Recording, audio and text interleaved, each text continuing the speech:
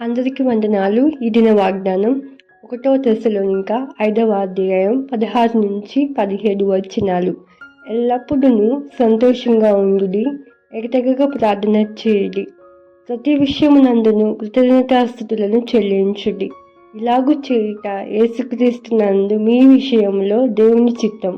మనం లేచిన దగ్గర నుంచి పడుకోబోయేంత వరకు కొంతమందికి నిద్ర కూడా పట్టదు. ఎప్పుడు ఏదో ఒక దాని గురించి ఆలోచిస్తూనే బాధపడుతూనే ఉంటారు. కానీ వాక్యం చెప్తుంది ఎల్లప్పుడూ సంతోషంగా ఉండుడి అని.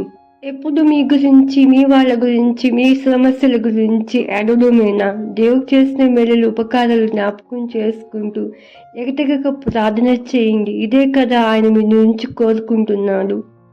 ఎలాంటి పరిస్థితులైనా సరే ప్రభు మనకి సహాయకుడని నమ్మి ఎల్లప్పుడూ ఆయన యందు ఆనందిస్తూ ప్రార్థన యందు మెలకువ కలిగి ప్రార్థించండి. ఆయన మీకు తోడుగా